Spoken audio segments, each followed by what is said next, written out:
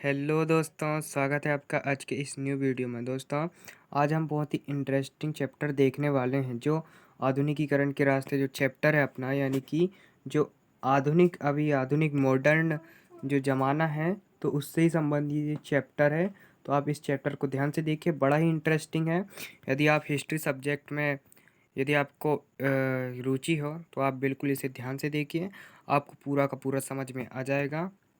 तो चलिए दोस्तों, शुरुआत करते हैं। आगे बढ़ने से पहले एक रिक्वेस्ट है कि यहाँ पर इस चैनल पर आपको इसी प्रकार के मटेरियल मिलते रहेंगे, चाहे आप class 9th 10th 11th 12th किसी भी क्लास में पढ़ते हो। यहाँ पर आपको सब कुछ, जो को भी एमपी बोर्ड हो गई, यूपी बोर्ड, सीबीएसई बोर्ड, कोई भी बोर्ड, यहाँ पर आपको न्यूज़ भी मिलती रहेगी। तो आप इस चैनल को सब्सक्राइब करके रख लें। तो चलिए दोस्तों, शुरुआत करते हैं।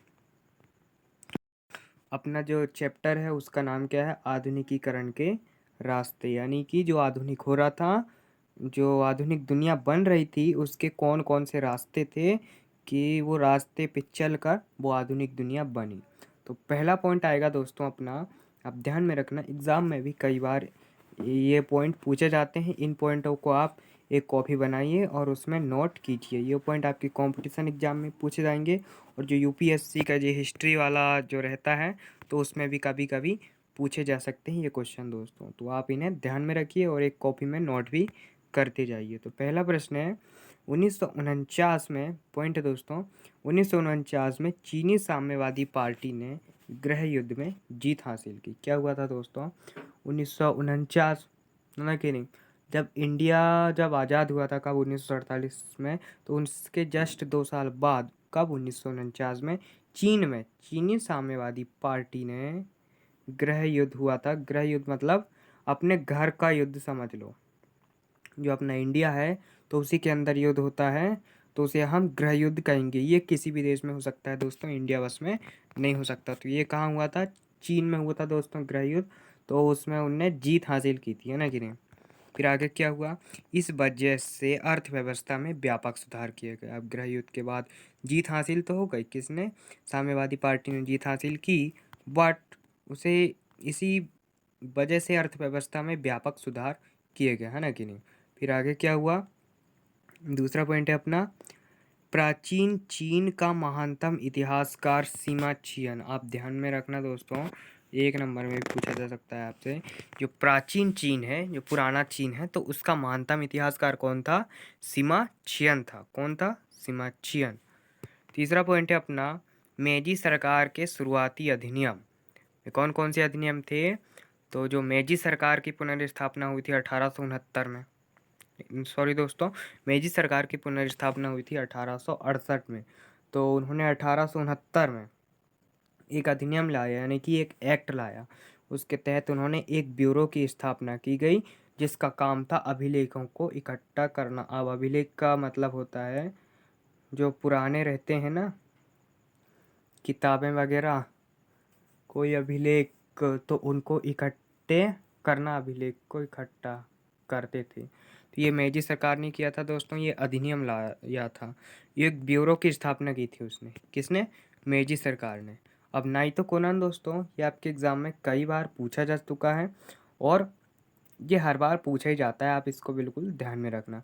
तो नाइतो कोनान, जापान में कुल नाम व्यक्तिगत नाम के पहले लिखा जाता है। अब कुल नाम और व्यक्तिगत नाम, इनमें क्या अंतर है दोस्तों? कुल नाम हो गया, जैसे किसी का राठौर सरनेम होता है, वर्मा सरनेम होता है, तो ये हो गए उनके क्या? कुल नाम। और व्यक्तिगत नाम जैसे किसी का भी नाम हो सकता है, बीरेन हो गया, आनंद हो गया, राम हो गया, श्याम हो गया, तो ये हो गया व्यक्तिगत नाम। तो ये नाइतो कोनान था दोस्तों, जापान में जो कुल नाम था। कौन? जापान में कुल नाम नाइतो कोनान था। बस आपको इतना ध्यान में रखना है। अब पांचवा क्वेश्चन है, चीन की प्रमुख नदियाँ के नाम बताएं, ऐसा क्वेश्चन आएगा। तो आप क्या नाम बताएंगे उनका? पहली नदी थी पीली नदी, है ना कि नहीं। फिर यांगसी नदी, फिर यांगसी नदी दोस्तों, मैं आपको बता दूं, यहाँ पर अंडरलाइन कर दे रहा हूँ, ये यांगसी नदी जो है, तो वो दुनिया की तीसरी सबसे लंबी नदी है। आपको पता होगा दुनिया की सबसे लंबी नदी कौन सी है? अमेजन नदी है। और दुनिया की तीसरी सबसे लंबी नदी कौन सी? यांगसी नदी, जिसे झांगजियांग के नाम से भी जानते हैं। और पर्ल नदी दोस्तों, तो ये कहाँ है? ये तीनों नदी कहाँ है? चीन में है। चीन मतलब कि अपना जो पड़ोसी देश है, इंडिया का पड़ोसी देश क्या है? चीन है। और चीन में 1949 में साम्यवादी पार्टी ने क्या की थी? गृह युद्ध में जीत हासिल की थी। तो उसके बाद ये सब हो रहा था दोस्तों। फिर छठवां क्वेश्चन है अपना पॉइंट, डिमसम। डिमसम से आप क्या समझते हैं? तो दोस्तों ये बहुत ही रोचक और बड़ा ही इंटरेस्टिंग पॉइंट है। डिमसम दोस्त, डिमसम का मतलब अशाब्दिक अर्थ होता है दिल को छूना। क्या अर्थ होता है? दिल को छूना। डिमसम दिल को छूना। चीन का खाना है। जिस प्रकार इंडिया में सब्जी हो गई, रोटी हो गई, ये खाना है, उसी प्रकार डिमसम कहाँ? चीन में ये एक प्रकार का खाना है। उसका नाम क्या है? डिमसम। आप कंफ्यूज नहीं होना दोस्तों, आपको बिल्कुल यहाँ पर बिल्कुल बेसिक से बेसिक समझाया जाएगा। आपको बिल्कुल टेंशन लेने की ज़रूरत नहीं है। आपका भाई बैठा हुआ है। यदि आपको कोई दिक्कत है विषय कोई भी सब्जेक्ट से रिलेटेड, तो आप कमेंट बॉक्स में आपके लिए जगह है, आप वहाँ पर क्वेश्चन छोड़ दीजिए, हम आपका बिल्कुल रिप्लाई वहाँ पर दे देंगे। तो ये चीन का खाना है दोस्तों, क्या? डिमसम। तो ये डिमसम कैसे बनाया जाता है?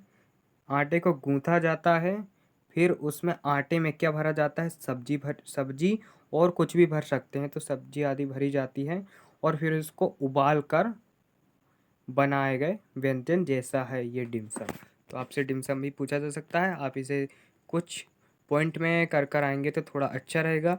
अब सातवां है अपना जापान।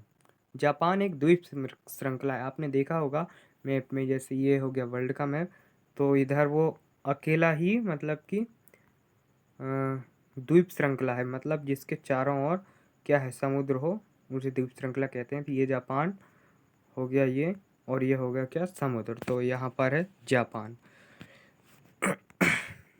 जापान के 4 सबसे बड़े द्वीप कौन कौन से? Honshu, Kyushu, Shikoku, Hokkaido. आपसे ये प्रश्न भी पूछा जा सकता है और आप इन्हें याद भी रख लीजिए, क्योंकि जापान बहुत टेक्नोलॉजी में बहुत आगे है।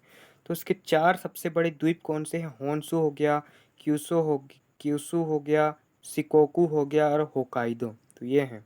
जापान बहुत ही सक्रिय भूकंप क्षेत्र है। आप सुनते ही होंगे कि जापान में बहुत बार भूकंप आते हैं और आए भी हैं दोस्तों। जापान एक बहुत ही भूकंप प्रभावित क्षेत्र रहा है पास्ट में देखें तो, और शायद फ्यूचर में भी हो सकता है। नहीं तो जापान एक टेक्नोलॉजी बना ले जिससे भूकंप को कम किया जा सकते, तो ऐसा भी हो सकता है दोस्तों। तो ये जापान बहुत ही भूकंप सक्रिय क्षेत्र है। कच्ची मछली, ध्यान से सुनना, कच्ची मछली साशिमी या सुशी, मैंने अंडरलाइन भी किया हुआ हूँ, साशिमी या सुशी अब दुनिया भर में बहुत लोकप्रिय हो गई, क्योंकि इसे बहुत सेहतमंद माना जाता है। तो बहुत सेहतमंद किसे माना जाता है दोस्तों? साशिमी मछली को, इसे सुशी भी कहते हैं। कच्ची मछली रहती है दोस्तों, कच्ची मछली को खाया जाता है, तो ये बहुत ही सेहतमंद माना जाता है। तो दोस्तों ये वीडियो थोड़ा ट्रेलर था, यानी कि अभी इसके बाद तो पूरी पिक्चर बाकी है। तो यदि आपको वीडियो अच्छा लगा हो तो इस चैनल को सब्सक्राइब कीजिए। इसके बाद अभी हमारे जो 10 पेज यहाँ पर आप देख पा रहे होंगे, ये बहुत ही इंपॉर्टेंट पॉइंट्स हैं इस 10 पेज में। तो आप इस चैनल पे बने रहिए, आपको यहाँ पर बिल्कुल फ्री में प्रोवाइड कराया जाएगा दोस्तों। Thanks for watching.